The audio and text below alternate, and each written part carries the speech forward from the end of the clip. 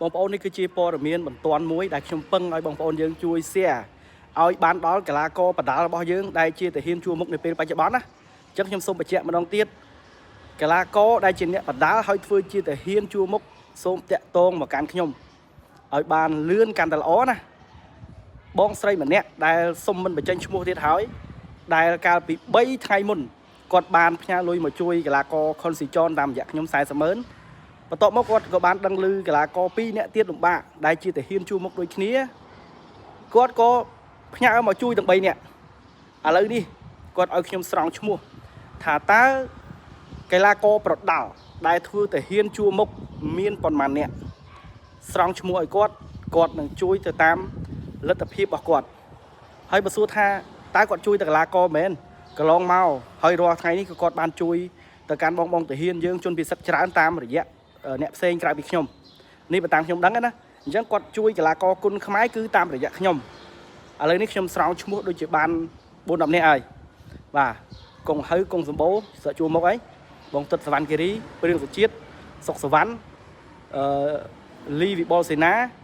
កូនសិស្សលោកគ្រូរីគីម្នាក់ទៀតបាទឥឡូវនេះខ្ញុំពងរទៀតខ្ញុំសូមបញ្ជាក់បងប្អូនណាគាត់ចង់ជួយទៅកាន់កីឡាករដែលជាទាហានជួរមុខបាទហើយសម្រាប់បងទាហានជួរមុខផ្សេងដែលគាត់ជួយតាមអ្នកផ្សេងអញ្ចឹងណាអញ្ចឹងជៀសវាងបងប្អូនមានការយល់ច្រឡំតាមរយៈវីដេអូថាហេតុអីបានជួយទៅកីឡាករដែល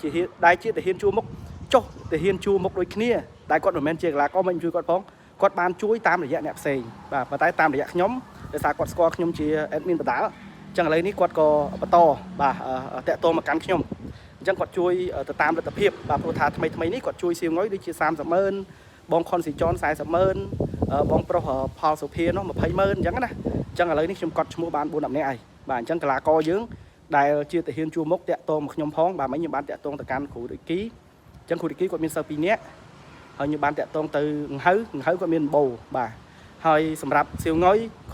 បងខុនស៊ីចនហើយនិងបងប្រុសផលសុភា3នាក់ហ្នឹងគាត់បានជួយហើយអញ្ចឹងគាត់អត់ជួយទេគាត់ជួយទៅកាន់អ្នកផ្សេងតែគាត់អត់ទាន់បានជួយអញ្ចឹងខ្ញុំពិតជារំភើបខ្ញុំរំភើបខ្លាំងបងប្អូនសម្រាប់ទឹកចិត្តដ៏ធំធេងរបស់បងស្រីដែលគាត់នៅបរិយាពេញហួតសុំមិនបញ្ចេញឈ្មោះបាទអញ្ចឹងខ្ញុំសូមបញ្ជាក់ម្ដងហើយម្ដងទៀតវីដេអូនេះគឺគាត់ចង់ជួយទៅកាន់កីឡាករដែលជាទាហានជួរមុខហើយសម្រាប់ទាហានជួរមុខផ្សេងទៀតគាត់បានជួយតាមរយៈរូបភាពផ្សេងគាត់បានជួយតាមរយៈបងផ្សេងហើយបាទអញ្ចឹងសម្រាប់ខ្ញុំគាត់ចែកដាច់អញ្ចឹងណាបងប្អូនអញ្ចឹងខ្ញុំនិយាយទៅខ្ញុំគាត់បើក voice គាត់មកខ្ញុំរំភើបខ្លាំងបាទព្រោះថ្ងៃមុនគាត់ធ្វើខ្ញុំរំភើបម្ដងហើយបាទគាត់ឃើញបងខុនស៊ីចនពិបាកអញ្ចឹងគាត់ផ្ញើជួយបងខុនស៊ីចនបន្ទាប់ពីបងខុនស៊ីចនគាត់ផ្ញើវីដេអូមកមាន2នាក់ដែលជាអ្នកបដាល់ដូចគ្នាគាត់ជួយទាំងពីរដឹងដល់បងស៊ីងុយគាត់ជួយស៊ីងុយទៀតឥឡូវនេះគាត់ឆាតមកថាកីឡាករឲ្យទៅជួរមុខបាទហើយ